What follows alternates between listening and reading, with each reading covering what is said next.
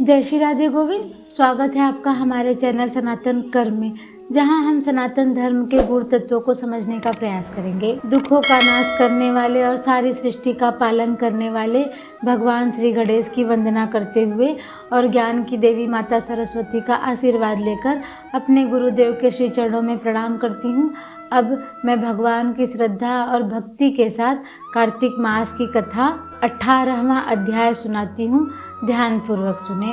17वें अध्याय में हमने जलंधर का वध की कथा सुनी। तुलसी महिमा है बड़ी विष्णु की निप्रीत, पूजन सिंचन जो करे यम रहते हैं भयभीत। नारद जी बोले, हे राजन, वहाँ देवताओं द्वारा बोए हुए बीजों से 3 वनस्पति उत्पन्न हुई। ब्रह्मा की स्त्री के बीजों से धात्री आंवला, लक्ष्मी जी के बीजों से मालती और गौरी जी के दिए हुए बीज से तुलसी उत्पन्न हुई। ये क्रमानुसार रजोगुण, सतोगुण और तमोगुण हुई। जब विष्णु ने विलासमय स्त्री रूपी को वृंदा के रूप में देखा तो ये उठ बैठे। कामातुर विष्णु ने उन्हें प्रीति पूर्वक देखा और तुलसी तथा धात्री ने विष्णु की ओर प्रेम से देखा। जो बीज लक्ष्मी ने ईर्ष्या करके दिया था, उससे उत्पन्न हुई स्त्री लक्ष्मी से ईर्ष्या करने लगी। अतः उसका अति निंदित नाम बर्बरी रखा।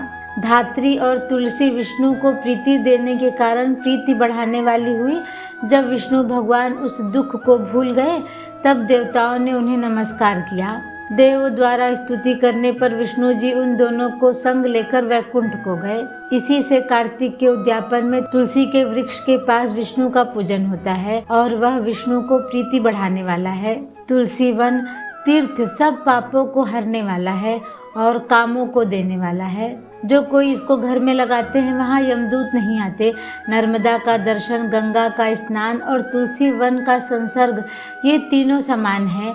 तुलसी के लगाने और पालने, पानी देने से, दर्शन और स्पर्श से मनुष्य की वाणी, मन और शरीर से हुए पापों का शमन हो जाता है।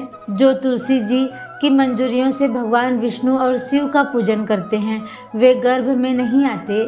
निसंदेह वह मुक्ति को पा जाते हैं। पुष्कर जैसे तीर्थ में, गंगा जैसी नदी, वासुदेव जैसे देवता, ये सब तुलसी में रहते हैं। तुलसी की रस लगाकर प्राणों को छोड़ने वाले सैकड़ों पापों से युक्त होने पर भी यमराज उनको नहीं देख सकता।